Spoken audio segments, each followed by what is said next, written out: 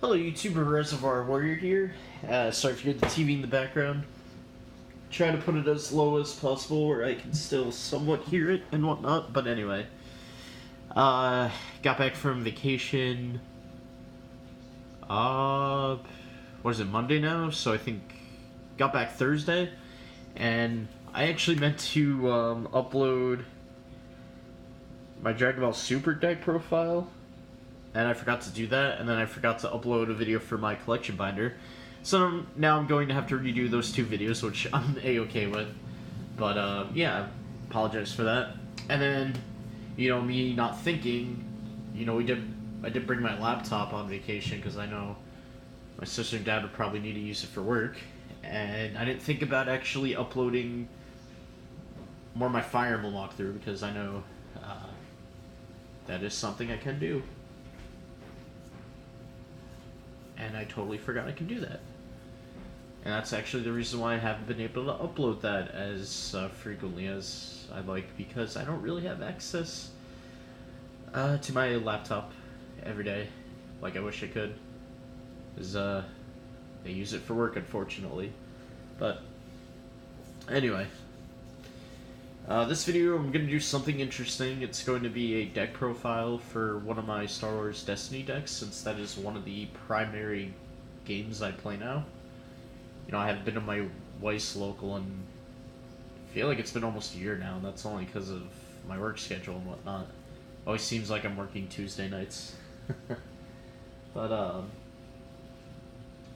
whatchamacallit, I play Super, of course, and I actually played Destiny before I played Super.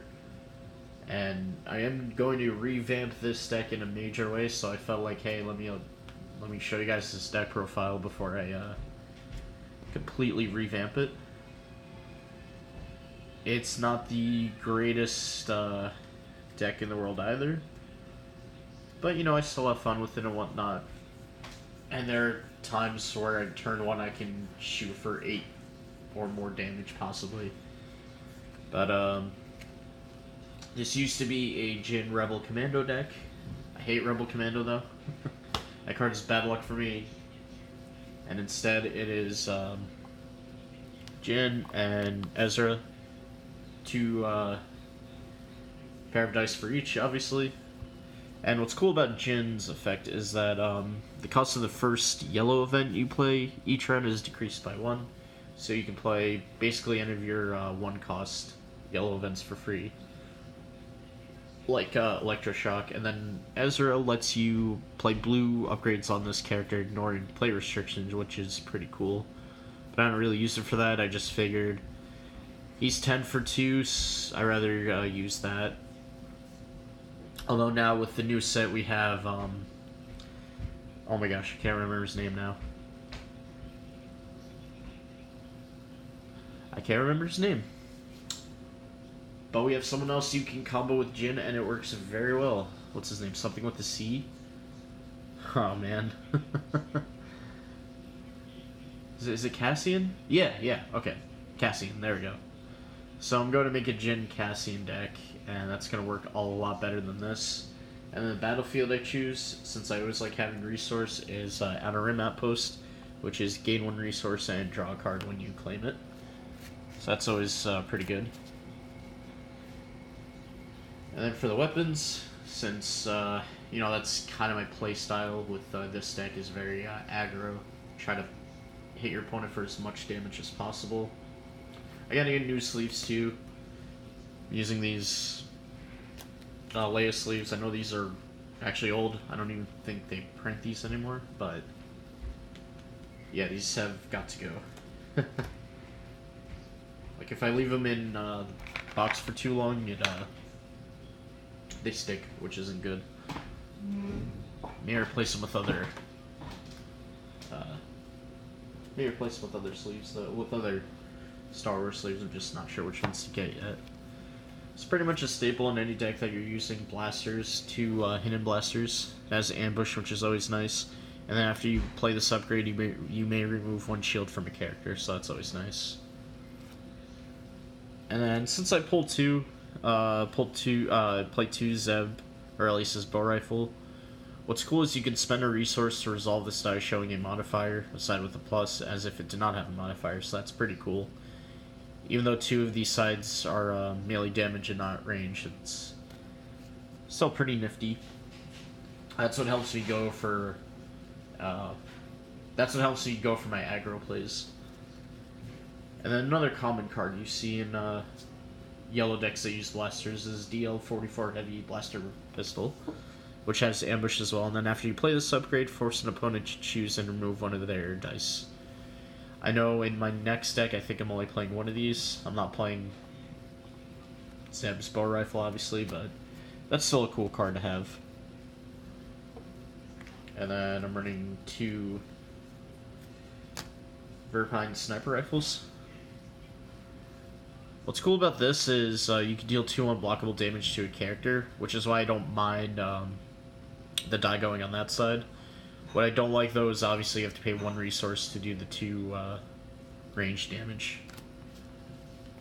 And then finally, I don't know why I actually put this in. I guess because I wanted a lot of weapons, which isn't the greatest thing. And that's one T21 repeating blaster. What's cool, though, is if you pay a resource, you can use its ability, which is deal 2 damage to a character, then you may reroll this die instead of removing it from your pool. So that's pretty cool. That's obviously why it's a 3 job. And then a Lone Operative is a nifty card. I versed a mill deck Saturday that got this out turn 1, just because he plays a plot that gives him an extra resource. And then what's great about this card's basically healing, but it does have a side that you can attack with as well, so that's cool. And then I run 2 quick draw holsters. You don't really need these. I just wanted to get this deck to 30 cards, and at the time I didn't have anything better, but now that I have somewhat better cards in my collection, I can definitely take those out. And then for the events, 2 well connected. I know in my next build I'm going to drop this to 1. You spot a yellow character, gain 1 resource, and then each opponent may draw a card. I like this rather than, I forget what the other one was called, but it gives you and your opponent 1 resource. I rather give them the card advantage than the resource advantage. Although obviously you could get rid of that resource they got, but still. And I don't mind them dropping a card from their... I don't mind giving them an extra card in their hand for an extra reroll, because you can always manipulate the dice they just rolled anyway. 2 Loth Cat and Mouse. Force your opponent to choose and remove 1 of your dice, then remove 1 of their dice. This is probably going down to 1 in my other build. Then we have Scramble, which is a pretty fun card. Spot a yellow character to reroll all of an opponent's dice. That's always fun to do. It does help as well if, obviously, your opponent has a lot of damage on the board. It's like, no, how about you reroll all those and let me mess up your plays. Bolt Hole, remove 1 of your yellow character dice to give that character 2 shields. I don't really use this card often, but I just had it in there in case I needed to go for a defensive play. But you don't really need to in this deck, I found out. Because this deck's pretty much a glass cannon. You want to push for as much damage as possible. And you don't really have a good recovery if that's not the case. And then there's a lot of times I actually don't even draw into weapons, which is unfortunate. 1 Scavenge. I like this card. Discard the top 3 cards of your deck, then you may add an upgrade or support from your discard pile to your hand. This card's obviously bad, though, if you're playing against a mill deck. So, I mean, it is kind of risky in that way, but haven't really decked out even against mill decks with that card. Came close, though, but... Anyway, Smuggler's Run. Activate 1 of your yellow characters. If 1 or more of its character or upgrade dice just rolled a resource, gain 1 resource. I only have this because I always seem to roll my dice always seem to roll on the resource side, so that's why I have it in there. But I don't really need it. And then we have Smuggling. spot a yellow character and discard a card from your hand and gain 1 resource. So this would be good if, you know, I'm playing mill and I draw into scavenge. I can use smuggling to get rid of the scavenge without any worries and gain a resource because of it, which is pretty nice. And then against the odds, which is another fun card, reroll one of your dice, and if it just rerolled the same symbol, you may resolve it, increasing its value by 2. Not really a necessary card, but I mean it is kind of fun, because you can get 2 resources instead of 1, or you can discard more than 1 or 2 cards from your opponent's hand. Battle Rage. Battle Rage is a fun late game card. Spot a character that has 6 more damage on it. Resolve one of that character's character dice showing damage, increasing its value by 2. This did win me games in the past. But obviously when I revamp the deck, it's not going to be in there. And then here's Electroshock. Gotta get another full art. I'll have a full art. Spot a yellow character, remove a dice showing a value 2 or lower. Very helpful, and I always make sure this is the first event I play, that way it's for free.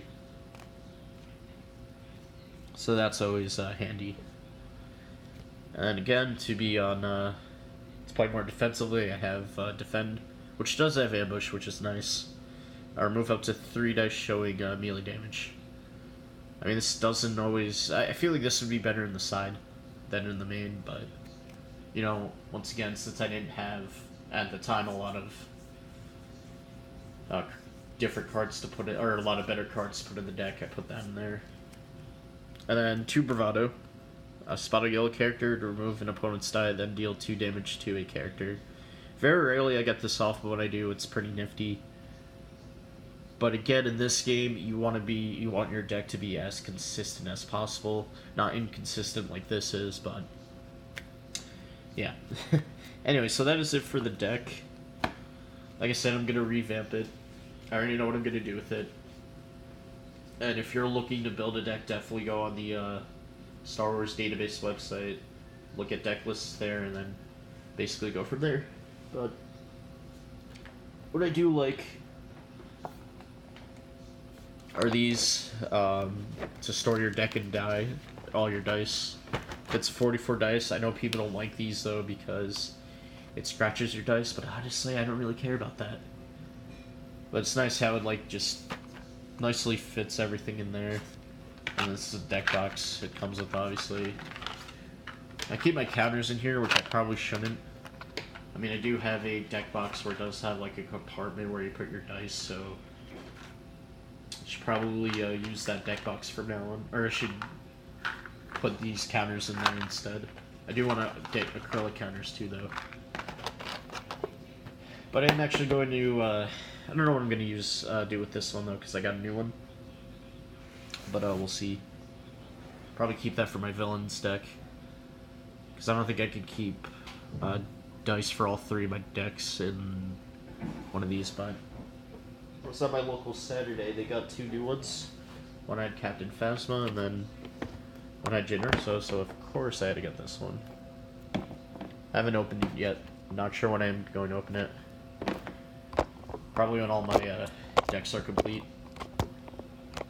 But I have a Callus Boba deck profile I'll show you guys before I change that deck to, I don't know, to probably Callus Maul.